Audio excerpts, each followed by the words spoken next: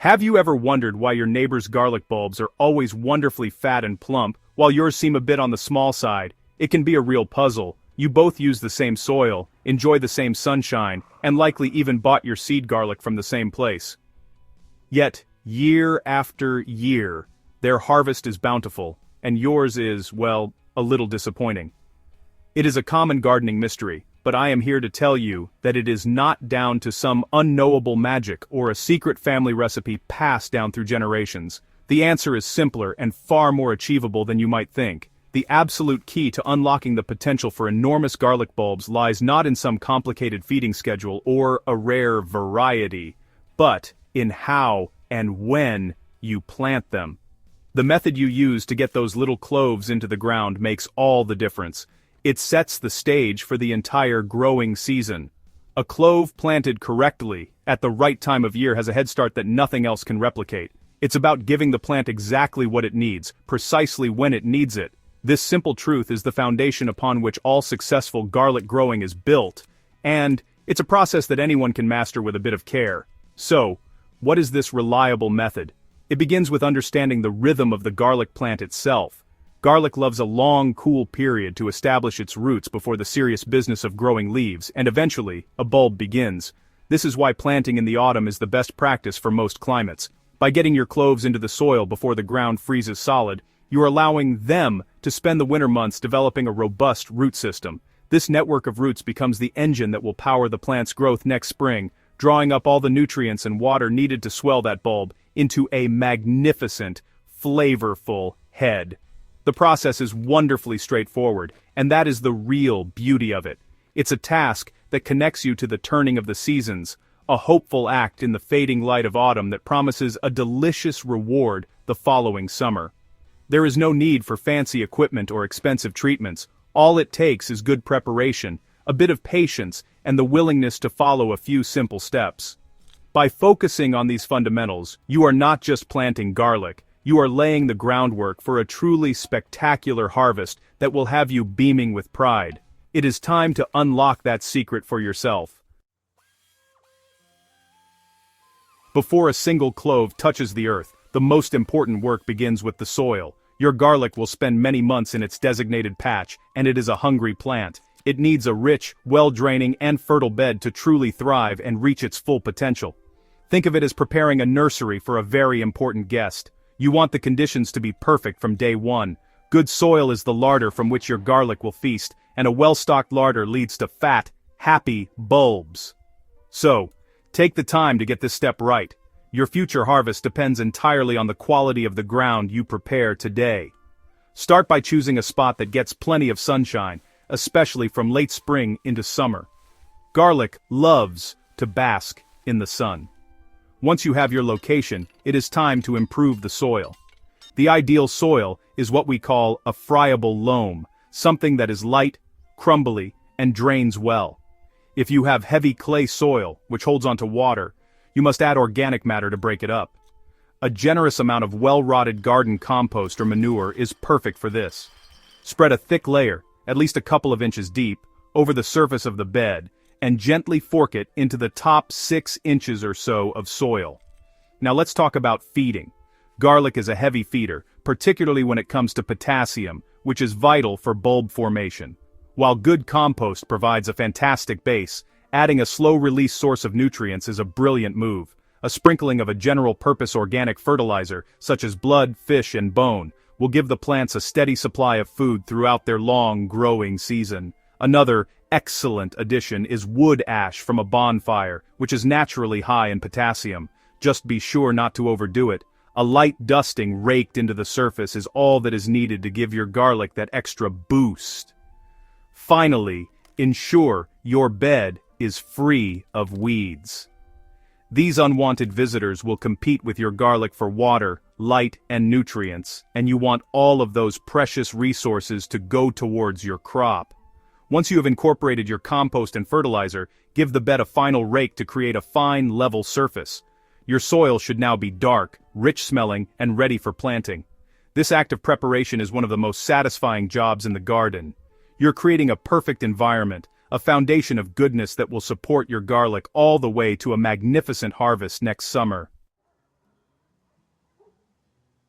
With your soil beautifully prepared, the next crucial step is selecting the right garlic to plant. It might be tempting to simply grab a bulb from the supermarket, but I strongly advise against this. Supermarket garlic is often treated to prevent it from sprouting, and it may also carry diseases that you do not want to introduce to your garden soil. Instead, seek out seed garlic from a reputable garden center or online supplier.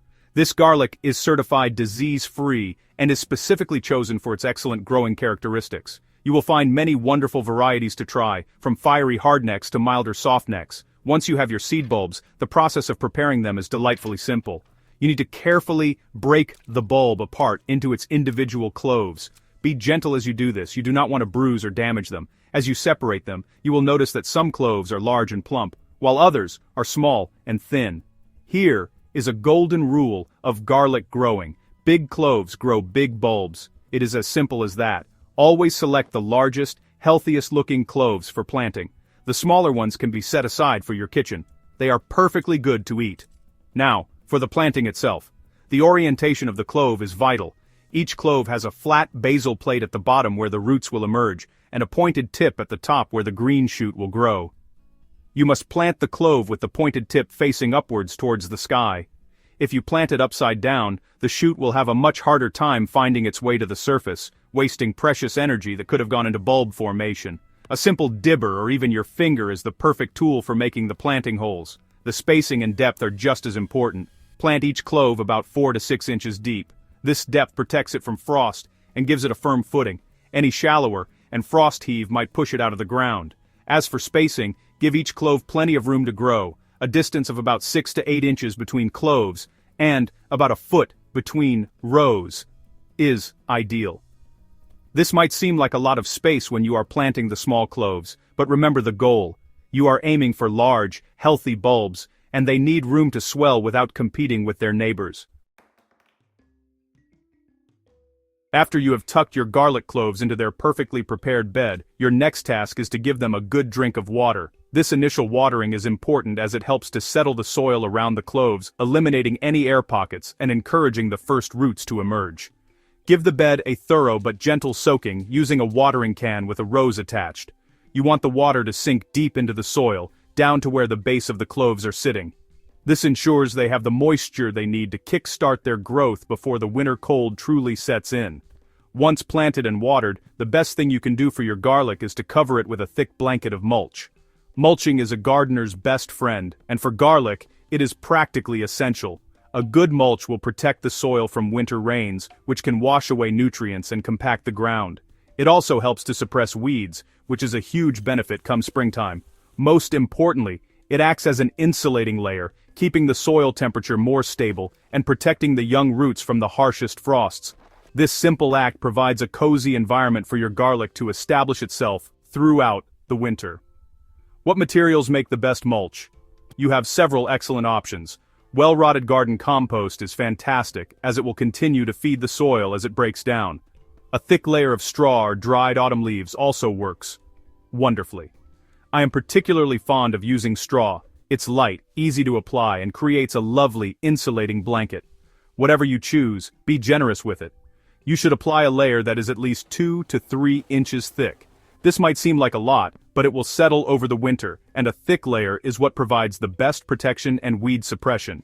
After this initial watering and mulching, your garlic will need very little attention over the winter. The autumn and winter rains will usually provide all the moisture the cloves need to get their roots established. You can largely leave them to their own devices, tucked snugly under their mulch blanket. This is a time for patience.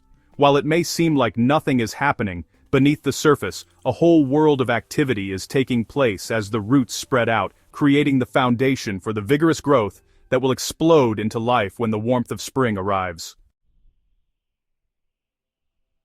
As winter gives way to the first hints of spring, you will be rewarded with the wonderful sight of bright green shoots pushing their way up through the mulch. This is a sure sign that your garlic has survived the cold and is ready for its next phase of growth. During the spring, the plants will focus on producing lots of leafy green top growth. Each leaf that grows corresponds to a layer of paper skin on the final bulb, and more leaves generally mean the potential for a larger bulb. This is the time when your garlic will be at its most thirsty and hungry, so your attention is needed once more. Begin watering your garlic patch regularly as the weather warms up and the spring rains become less frequent. Your goal is to keep the soil consistently moist but not waterlogged. The best way to check is to push your finger an inch or two into the soil beneath the mulch. If it feels dry, it is time to water. Water deeply, allowing the moisture to soak right down to the root zone. A good thorough soaking once a week is far better than a light sprinkling every day. Around mid-spring you can stop any additional feeding. The nutrients you added at planting time should be sufficient to see the crop through to harvest. If you are growing a hardneck variety of garlic, you will notice a strange-looking stalk emerge from the center of the plant in late spring or early summer. This is the flower stalk, known as a scape. It will often curl into a beautiful loop as it grows.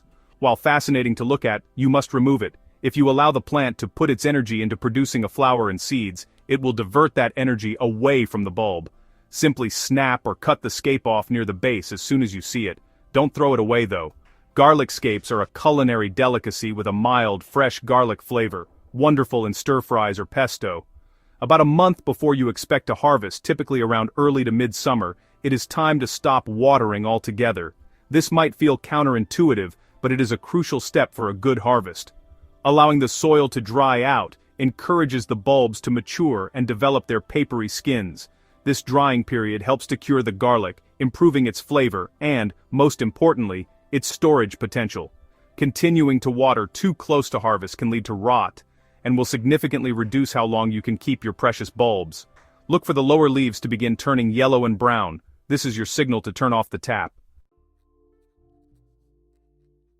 Knowing exactly when to harvest your garlic is an art learned with a little experience, but there are clear signs to look for. Do not wait for all the leaves to die back completely. The ideal time to harvest is when the lower third of the leaves have turned yellow and started to brown, but the top leaves are still green. This usually happens in midsummer.